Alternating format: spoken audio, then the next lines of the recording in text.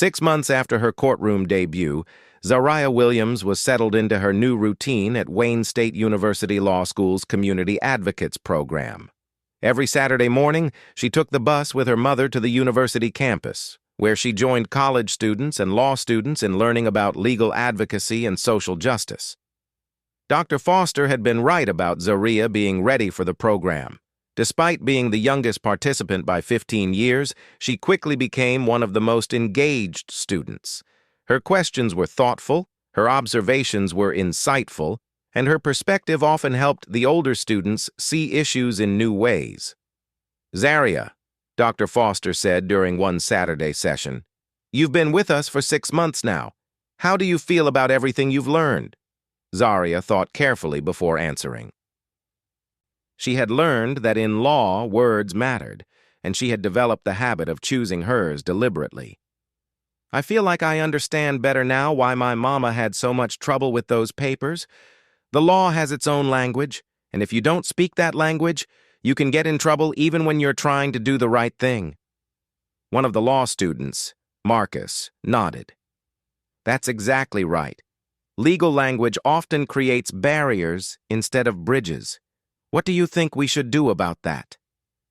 "Make it so everyone can understand," Zaria replied without hesitation. "If laws are supposed to help people, then people should be able to understand them." This kind of insight had made Zaria a favorite among the law students, who often said she had a better grasp of justice fundamentals than some of their professors. But her real impact was becoming evident in the community work the program was doing.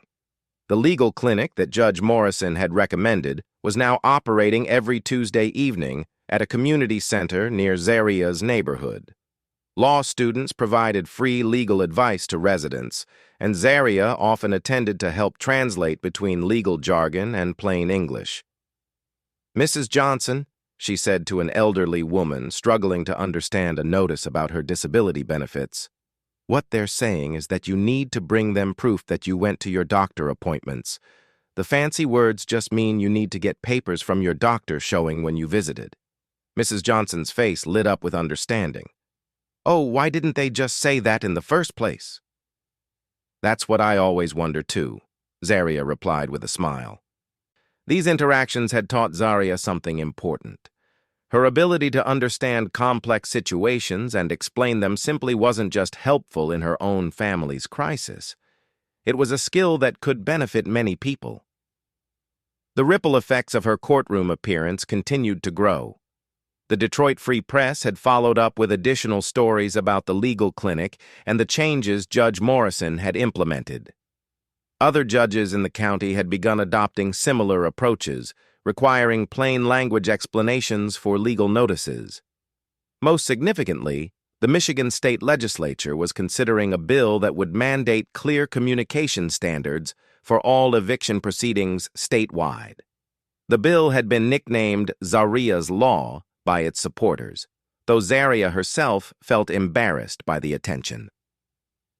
"I just said what was true," she told her mother when the bill was mentioned on the local news. "I didn't think it would turn into such a big deal." Lisa smiled at her daughter's humility. Sometimes the most powerful things happen when someone just tells the truth clearly and bravely. The changes in their own lives had been dramatic as well. Lisa's new job at the church came with health insurance, steady hours, and respect from her colleagues who valued her work ethic and organizational skills. For the first time in years, she wasn't constantly worried about money. More importantly, she was watching her daughter blossom into someone she barely recognized. Zaria had always been intelligent, but now she had direction and purpose. She read voraciously about law, justice, and social issues. She participated in school debates with newfound confidence. She had even started a student advocates club at her elementary school to help kids resolve playground conflicts peacefully. Zaria's teaching other children how to stand up for themselves and others, her teacher, Ms. Rodriguez, told Lisa during a parent conference. She's becoming a natural leader. The other kids look up to her, and she handles that responsibility beautifully. But perhaps the most meaningful validation came from an unexpected source. The landlord's lawyer, who had opposed them in court, Mr. Davidson, requested a meeting with Lisa and Zaria several months after their case. "I've been practicing landlord-tenant law for 20 years, he told them over coffee. "I've seen hundreds of families go through eviction proceedings, and I'll be honest, I often saw them as problems to be solved rather than people with stories to be heard." He looked directly at Zaria. "What you did in that courtroom changed how I practice law. I started really listening to tenants' situations instead of just focusing on whether they could pay what they owed."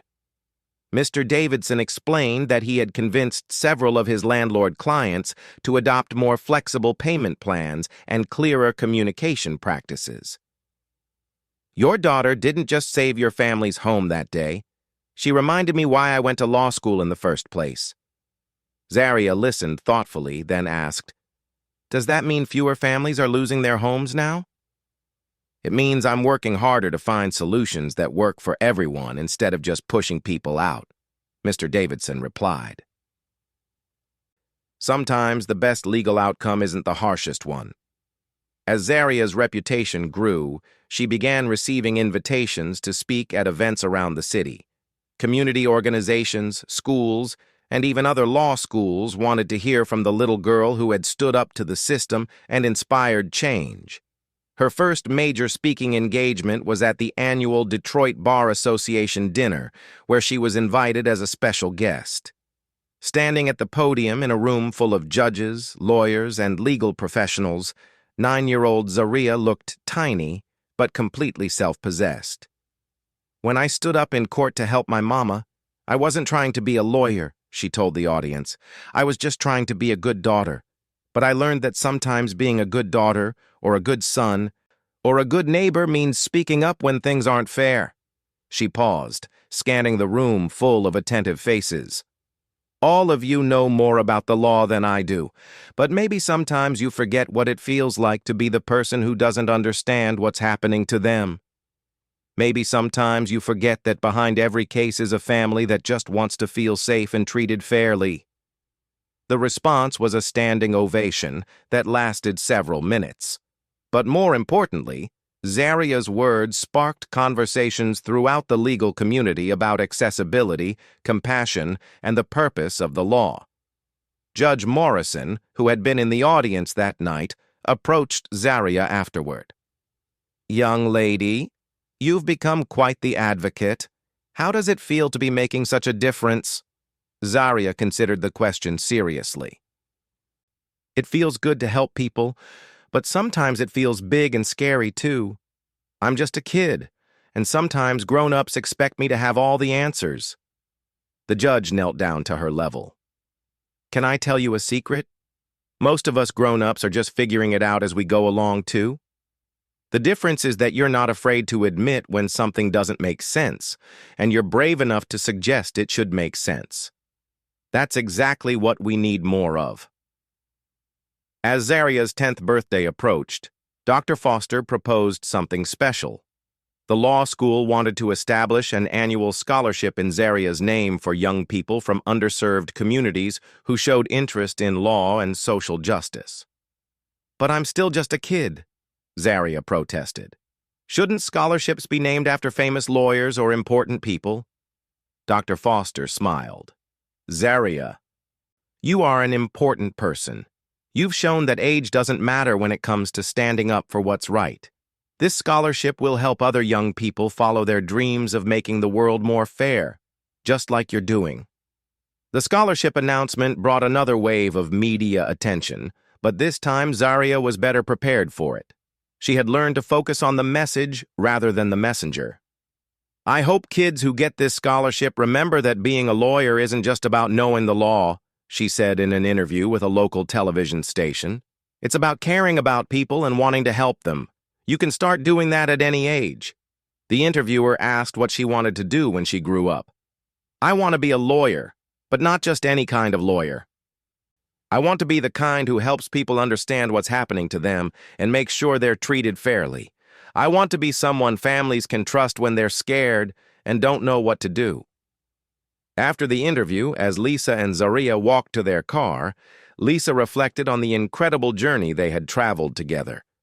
A year ago, they had been on the verge of homelessness, terrified and overwhelmed by a legal system they didn't understand. Now, her daughter was inspiring lawyers, judges, and legislators to rethink how justice should work. "Mama," Zaria said as they drove home, "do you think things would have turned out differently if I hadn't stood up in court that day?" Lisa considered the question. "Baby, I think you standing up that day didn't change who you are. It revealed who you've always been. You've always had a strong sense of right and wrong. You've always cared about fairness. That courtroom just gave you a chance to show it." "But what if Judge Morrison hadn't listened to me?" "Then we would have figured out another way," Lisa replied. "But I think people like Judge Morrison become judges because they want to do the right thing. They just sometimes need someone to remind them what the right thing looks like." Zaria smiled. "Maybe that's what I want to do as a lawyer. Remind people what the right thing looks like." As they pulled into their driveway, they had been able to stay in their apartment and were now current on all their bills. Lisa felt a deep sense of gratitude. Not just for their improved circumstances, but for the privilege of watching her daughter discover her calling at such a young age. The little girl who had impulsively stood up to be her mother's lawyer had found her life's purpose.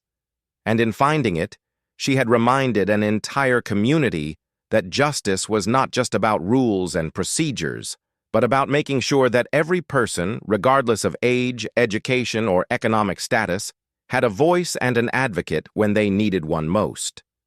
Years later, when Zaria Williams would graduate from law school with honors and begin her career as a public interest attorney, she would always remember that everything started with a simple decision to speak up for someone she loved. And she would teach her own clients, colleagues, and someday her own children that courage doesn't require perfect knowledge or ideal circumstances. It just requires the willingness to stand up and say what needs to be said when it needs to be said. The legacy of that 8-year-old girl's moment of bravery would continue to ripple outward, changing lives and systems for generations to come, proving that sometimes the smallest voices can create the biggest changes.